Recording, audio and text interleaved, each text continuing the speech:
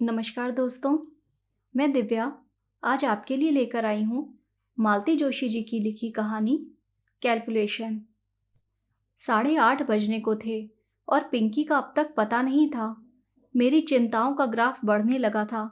सर्दियों में अंधेरा वैसे ही जल्दी घिर आता है और शहर में रोज होने वाली घटनाएं मन को डरा देती हैं।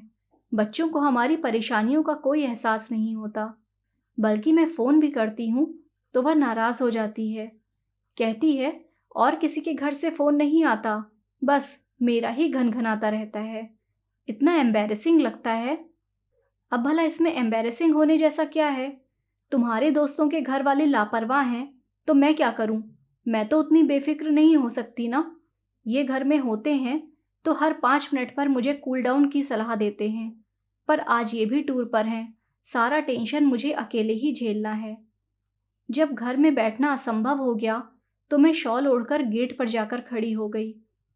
बिटिया की राह देखी जा रही है। अंधेरे में एक प्रश्न उछला।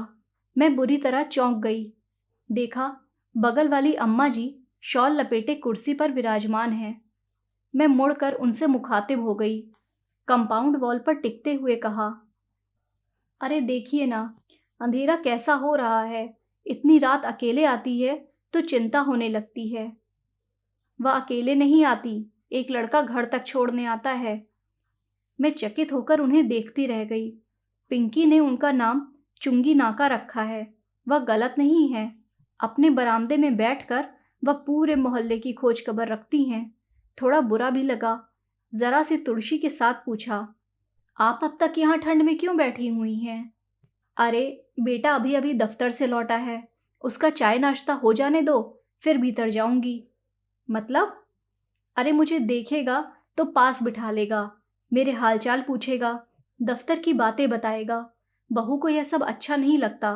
कहती है शादी क्यों की, जिंदगी भर अम्मा के पल्लू से बंधे रहते। कहते हुए उन्होंने शॉल और कसकर लपेट ली। मैं चुप हो गई। हर घर की अपनी समस्या होती है, उससे खुद ही निपटना पड़ता है। बाहर वाला कुछ नहीं कर सकता। इस समय तो मैं अपनी ही चिंता से ग्रस्त थी। दूसरों की मदद क्या करती? मुझे ज़्यादा प्रतीक्षा नहीं करनी पड़ी। कुछ ही देर में मेरी समस्या यानी कि पिंकी रानी पधार गई। साथ में वह लड़का भी था। पिंकी बाहर से ही चिल्लाई, मम्मा, वहाँ ठंड में क्या कर रही हो? अब उस लड़के ने मुझे देखा। नमस्ते आंटी। नमस्ते बेटा। आओ, भीतर आओ, गर्मा गर्म कॉफ़ी पिलाती हूँ। स्कूटर बाहर खड़ा करके वह निसंकोच भीतर चला आया। रोज तो बाहर से ही चले जाते हो, आज पकड़ाई में आए हो। प्रियंका ने कभी बुलाया ही नहीं, मैं तो रोज आ जाऊंगा। मैंने फटाफट कॉफ़ी बनाई, सूखे नाश्ते के साथ सर्व की और कॉफ़ी पीते हुए उससे ढेर सारी बातें पूछ डाली। जब वह चला गया तो मैंने जैसे अपने आप से कहा, लड़का अच्छा है ना? कहीं तुम इसके साथ मेरा गठजोड़ा करने की तो नहीं सोच रही हो? एक ही बैठक में उसके खानदान की सारी हिस्ट्री ज्योग्राफी पता कर ली, इसलिए पूछ रही हूँ। हर्ज क्या है? No mummy, he is just a friend. Coaching तक लाने ले जाने के लिए ठीक है, पर शादी के कतई लायक नहीं है। इतने मीडियोकर पर्सन से शादी की बात तो मैं सोच भी नहीं सकती। कैट की तैयारी कर रहा है, सो क्या ऐसे ही? पता है मम्मी, यह उसका तीसरा अटेम्प्ट है। तो तुम कौन सा पहली ही बार में निकल जाओगी? तुमसे तो बात करना ही बेकार है, उसने तुनक कर कहा और कपड़े बदलने चली गई। इन लड़कियों को समझना सचमुच बहुत मुश्किल है। पिछले साल तक सुनील नाम के एक लड़के से अच्छी खासी दोस्ती थी। दोनों ने टेबल टेनिस में कॉलेज को कई बार रिप्रेजेंट किया था। फिर एकाएक उसका आना बंद हो गया। मैंने पिंकी से पूछा तो बोली, जनाब खेल खेल में लाइफ पार्टनर बनने के सपने देखने लगे थे। How rubbish. एक लड़का था रजत, 2-3 नाटकों में दोनों ने साथ काम किया था। लड़का सुंदर था, संपन्न भी, मुझे तो सुशील भी लगता था। पर पिंकी बोली, मम्मी उसे ऑफ स्टेज देखोगी ना तो तुम्हें मतली आ जाएगी। फिर उसके साथ काम क्यों करती हो? Because he is a fine actor. कल को बॉलीवुड में जाकर बड़ा स्टार बन गया तो? नो चांस मम्मी, वह तो बस लोकल हीरो है। वहाँ तो ऐसे सैकड़ों मारे मारे फिरते हैं, कोई घास नहीं डालता। मैंने सुना है लड़कियां उस पर जान छिड़कती हैं। लड़कियां परले दर्जे की बेवकूफ़ होती हैं। तभी तो ऐसे लोगों की बन आती है। कई बार मेरा पूछने का मन होता कि लाडो, तेरी नज़र में कोई मिस्टर परफेक्ट है भी? उस दिन कॉलेज से लौटते ही बोली, मम्मी थोड़ा विटामिन एम स्पेयर करो, पार्लर जाना है। क्यों, कॉलेज में फंक्शन है कोई? फंक्शन तो है, पर कॉलेज में नहीं है। बर्थडे पार्टी में जाना है। Kartik is throwing a party. Kartik इतने दिनों कहाँ था? यहीं था, पढ़ाई में बिजी था। पीजी कर रहा था ना। एकाएक तुम्हें कैसे याद कर लिया? याद क्यों नहीं करेगा? मैंने उसे भूलने ही कब दिया है। हर साल बर्थडे पर विश करती हूँ, न्यू ईयर पर कार्ड भेजती हूँ। हाँ, पार्टी आज पहली बार दे रहा है। कार्तिक की पार्टी में खूब बन संवर कर गई थी। बार बार पूछ रही थी, मम्मी मैं ठीक लग रही हूँ ना? मेकअप बहुत गॉडी तो नहीं है? साड़ी बहुत जाजी तो नहीं है? वह सचमुच बहुत प्यारी लग रही थी। बाल भी ढंग से संवारे थे, कपड़े भी ढंग से पहने थे। ऐसा नहीं कि हमेशा की तरह कुछ भी ऊट पटांग पहन लिया और चल दिए। उसकी सज्जा से ही पता लग रहा था कि वह किसी को इम्प्रेस करने के लिए बेताब है।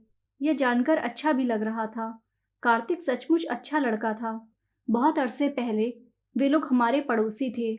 उसकी बहन कीर्ति पिंकी की क्लास में थी। माता पिता दोनों डॉक्टर थे, अक्सर बिजी रहते थे। कीर्ति का अधिकांश समय हमारे यहाँ ही गुजरता था। फिर मोहल्ले बदल गए, पर एक ही क्लास में होने के कारण कीर्ति और पिंकी की दोस्ती बनी रही। हायर सेकेंडरी के बाद वह भी भाई की तरह मेडिकल में चली गई। आना जाना कम क्या, एक तरह से बंद ही हो गया।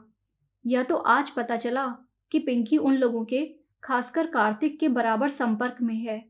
अच्छा लगा। जाते समय मैंने उसे ढेर सारी हिदायतें दी। जल्दी लौटना, ऑटो में अकेले मत आना, किसी भरोसेमंद आदमी की कार में ही बैठना। उसे अच्छा तो नहीं लग रहा था, पर चुपचाप सुनती रही। आखिर उसके पापा को ही दया आ गई। झल्ला कर बोले, बस भी करो अब, लड़की अब बच्ची नहीं रही, खासी बड़ी हो गई है। इस बात को तुम कब समझोगी? बच्ची नहीं रही, बड़ी हो गई है, इसीलिए तो इतनी फिक्र हो रही है।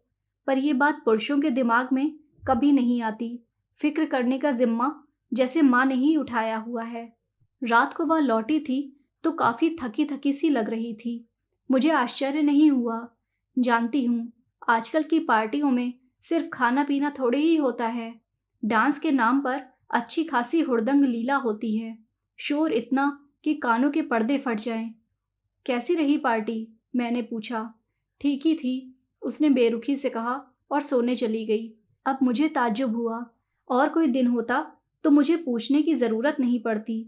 वह आते ही शुरू हो जाती, या भी भूल जाती कि आधी रात हो रही है और मम्मी, जो उसके लिए अब तक जाग रही थी, सोना चाहेंगी। पर आज तो उसे बात करना भी मुहाल लग रहा था। जाते समय जो उत्साह फूटा पड़ रहा था, उसका लेश मात्र भी अब बाकी नहीं था। सुबह चाय के समय उसके पापा ने पार्टी के बारे में पूछा तो बोली, पापा पार्टी तो शानदार होनी ही थी, उसने अपनी एंगेजमेंट जो अनाउंस करनी थी। अरे वाह, किससे शादी कर रहा है? अपनी बैचमेट से। दोनों ने साथ ही पीजी किया है। इसका मतलब है घर में डॉक्टरों की एक पूरी फौज तैनात है। तब तो उनके नर्सिंग होम का भी एक्सटेंशन होगा। बिल्कुल होगा। अब वह केवल मैटरनिटी होम नहीं रहेगा, वहाँ बड़ी से बड़ी सर्जरी होंगी। इसीलिए तो उस बॉडम से शादी कर रहा है। अगर उसे पीजी में एडमिशन नहीं मिलता तो उसे लिफ्ट थोड़े ही देता, किसी और को पटा लेता। उसका स्वर अत्यंत कसैला हो गया था। अंकल आंटी भी तो उसकी डिग्री पर ही रीझे हैं। नहीं तो कार्तिक के सामने तो वह कुछ भी नहीं है। It is a business deal, all in all. और फिर उसका स्वर एकदम तरल हो आया। पापा, आजकल लोग नाप तोल कर ही प्यार करने लगे हैं ना? उसके स्वर का गीलापन मुझे भीतर तक भिगो गया। मन हुआ उसे गले से लगाकर सांत्वना दूं, कहूं कि लाडो, इसमें कार्तिक का क्या दोष है? अपना नफा नुकसान देखना तो जमाने का चलन है। तुम भी तो इस इल्ज़ाम से बरी नहीं हो। वैसे भी टूटकर प्रेम करने वाली पीढ़ी अब रही कहाँ? वे लोग तो कब के इतिहास बन गए। धन्यवाद।